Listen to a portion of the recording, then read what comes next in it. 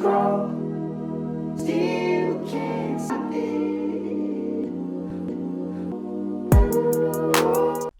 What is up? I am Crypto Mason, and welcome back to the Crypto Mason YouTube channel. Shout out to the Gold Squad. We look for gold in every single aspect of our lives, and we always find it. Now today, we are back for another daily market update. Today we have a lot of stuff about XRP. We've got some Hbar stuff, some Chainlink, Ethereum, new XRP partnerships.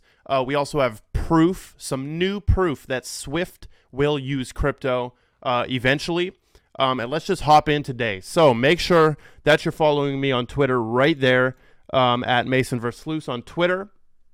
Also, we are officially partnered with Binance on this channel, so make sure you sign up for Binance using the link in my description. If you're from Canada or anywhere in the world, use the Binance.com link. And if you're from the US, you can sign up with the US link right there. Make sure you guys sign up and get trading on Binance. Total crypto market cap. So looking at the market, we're down over 24 hours. The total market, we're down 5.72%. 950 billion. We have dipped below the $1 trillion level right here.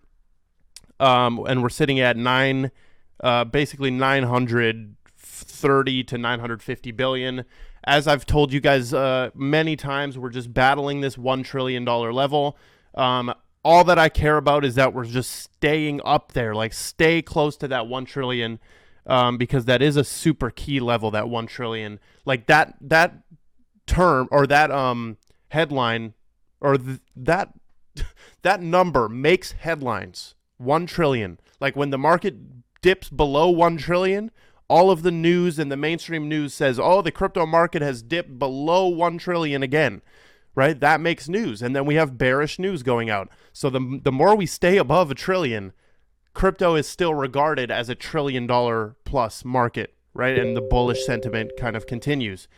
Now, looking at Bitcoin, though, what did I tell you basically 2 days ago, or 3 days ago, actually? What did I tell you would happen 3 days ago?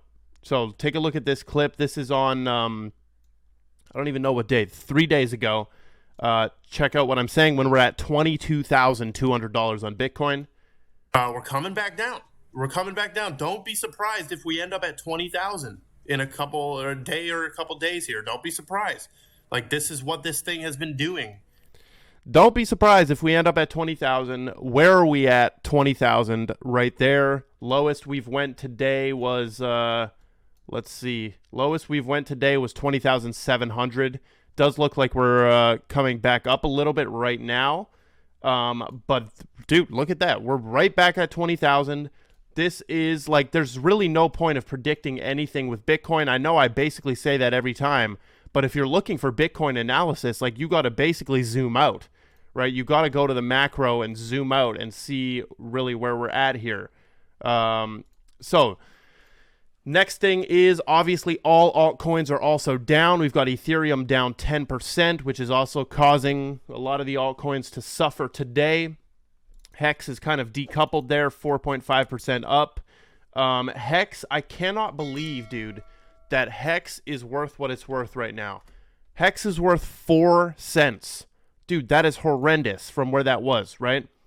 Hex was worth 40 cents, 20 cents, like 10, even above 10 cents for a while, and now we're literally way back to 4 cents right there. I do not really support Hex at all. If you want to play in that playground, go play. So that is all we've got for the altcoins today. And then Ripple has came out with some more bullish news.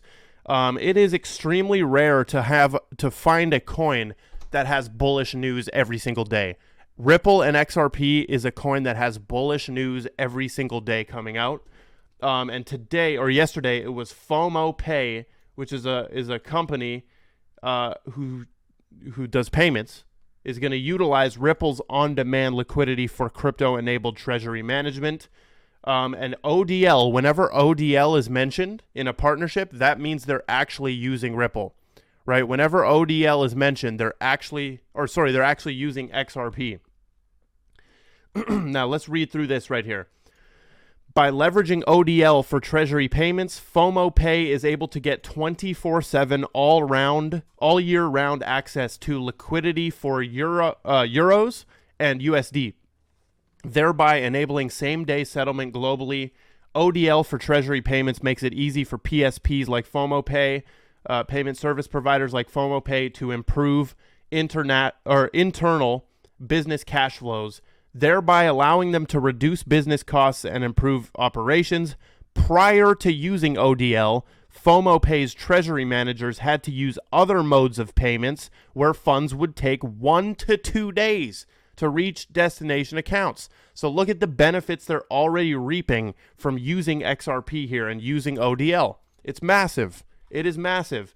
And someone who would reap these same benefits would be Swift, right? Or any bank that wants to use ODL would reap the same benefits. Now, we have this amazing clip from King Solomon. Big shout out to King Solomon for this clip. Go check out his video that this is from. But this is a 1 minute 20 clip of King Solomon describing why Swift will use crypto. This is some new evidence, new proof that Swift will use crypto, not XRP. And he'll cover that. So let's watch it.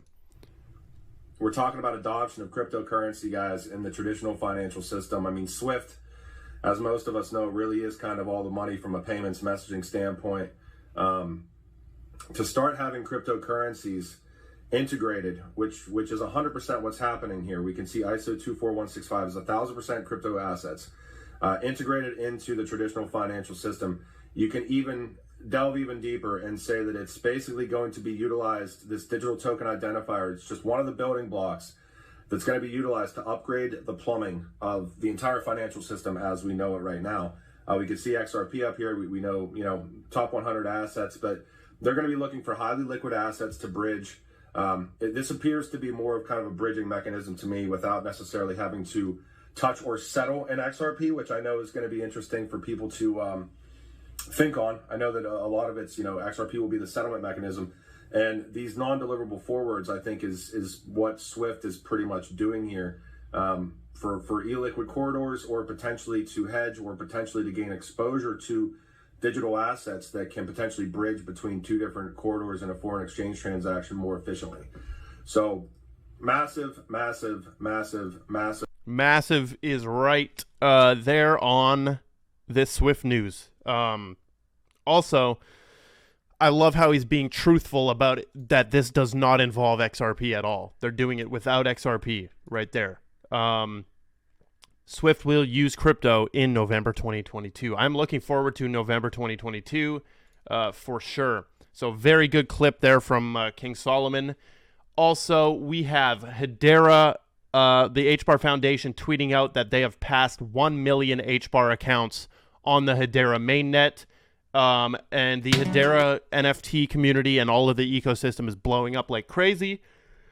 This is amazing. I thought we passed 1 million accounts like a long time ago, but I guess we didn't. But this might be like 1,000 genuine accounts, no bot accounts or whatever. I don't know. Because this announcement happened a long time ago as well. But we do have that from the Hbar Foundation right there. Very, very good. Now, we also have Coinbase tweeting out laws from the 1930s couldn't predict crypto. I agree.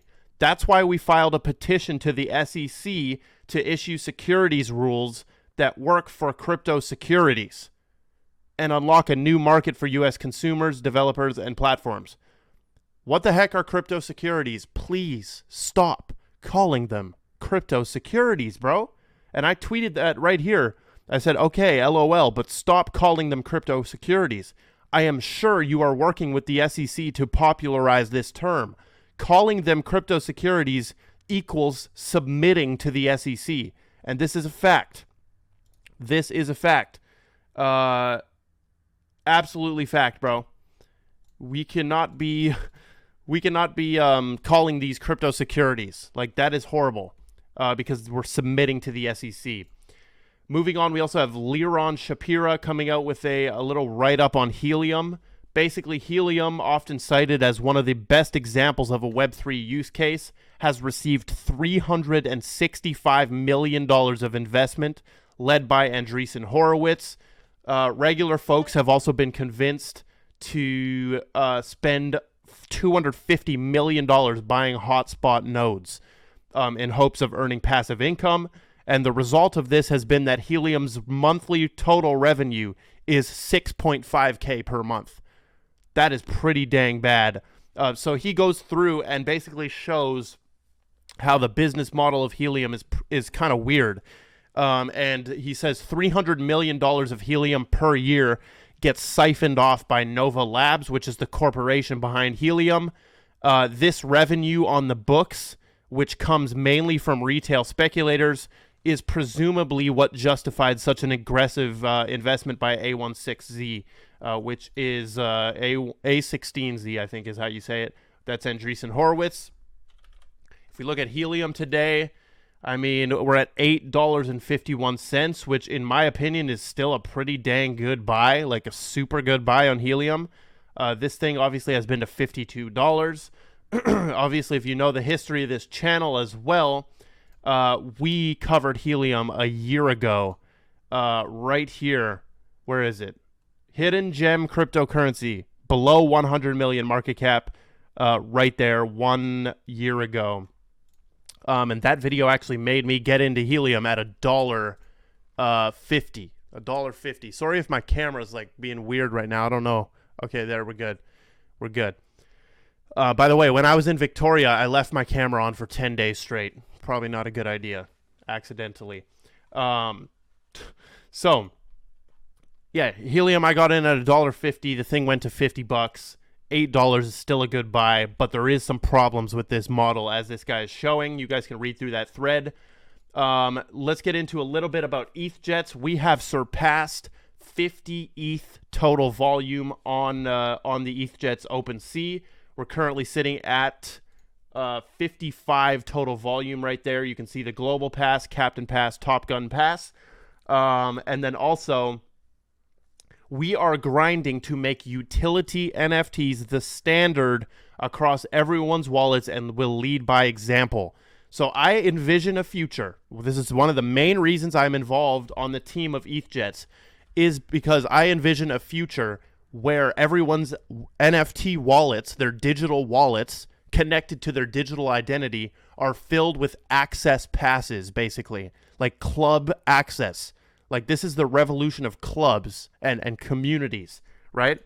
So I envision, like, me having these passes. Like, I hold a global pass and a Top Gun pass. I hold a global and a Top Gun pass. So those will be sitting there in my wallet, hopefully appreciating as well. Nobody knows if they will go up in value, but it is a scarce asset. There's only 2,700 of them, so make sure you go mint one right now. But I envision a future where everyone has these utility NFTs instead of just random JPEGs in their wallet. So big milestone right there. But that's a little update on ETH. Now, we also have this from Link Marine Norris. I did make a TikTok about this, but in 2007, before Bitcoin was born, the websites bitcoin.com and smartcontract.com were using IPs in the same block. Okay, Interserver Inc. They were using IPs in the same block. And then if we go to smartcontract.com, obviously that is Chainlink. And Sergey, the founder or creator of Chainlink, had that domain registered way back then. Now, one final clip we will end off with is the Winklevoss twins defending Ethereum as a commodity. So take a look at this. Wheezy right here is saying, something tells me the Winklevoss twins were in those meetings. Listen to how they defend Ethereum, saying that it has been clear how regulators see Ether, and they were also early investors in it. So let's watch this. I think that what people are conflating recently is the ICOs, which are basically, they're all securities dressed up with cryptocurrency or a token. But it's, if it walks like a duck, quacks like a duck, like it is a duck, like this is a very small subset. That's like an elite saying right there. Like, I've heard Gary say that, Brad Garlinghouse say that, Winklevoss twins say that, And obviously that's kind of an SEC saying too. That of the underlying cryptocurrency layer one blockchains like Bitcoin, like Ether, which are Bitcoin, according to the CFTC, is a commodity. And it's been that ruling in that way since September of 2015. So U.S. regulators, at least, have been very comfortable with the legal distinction of what cryptocurrencies like Bitcoin and Ether are. I think there's no doubt that ICOs are definitely a distraction right now, and they distract from sort of the layer one protocol tokens like Bitcoin and Ethereum that are definitely commodities. They're not securities or companies just raising capital and dressing it up with a token. Bitcoin and Ether, which are definitely commodities, they're not securities. Now, I agree completely that Bitcoin is not a security in a lot of ways. It is not a security. Plus, who the hell are you going to sue? Who are you going to sue? There's nobody to sue with Bitcoin because you are the CEO of Bitcoin. I am the CEO of Bitcoin. The dude riding a bicycle outside my window is the CEO of Bitcoin. Everybody is a part of Bitcoin, right? There's no CEO, there's no company, there's nothing, right? So who can you even sue? You can't sue nobody, right? With Ethereum, there's people to sue. With Ripple, there's people to sue. With XRP, people to sue. Actually, you can't sue XRP directly. And they didn't do that because XRP is a decentralized cryptocurrency. They had to sue Ripple, which is the centralized company. XRP is the decentralized cryptocurrency, right?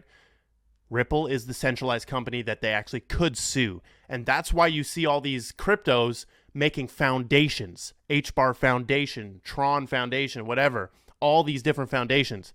And see, we can see the Winklevoss twins defending it, and he's about to say also that they were early investors in it. We have a portfolio of cryptocurrencies. We invest in Bitcoin, invested in Ether early on. So invested in Ether early on, so of course you're going to defend your investment. I sort of believe that it's my stance on this whole thing is that Ether, it's just unfair that Ethereum has not went through this lawsuit and XRP has, because Ethereum did an ICO and XRP didn't do an ICO. That is all we've got for the Daily Market Update. Make sure you drop a like, comment, subscribe. I love every single one of you, and goodbye.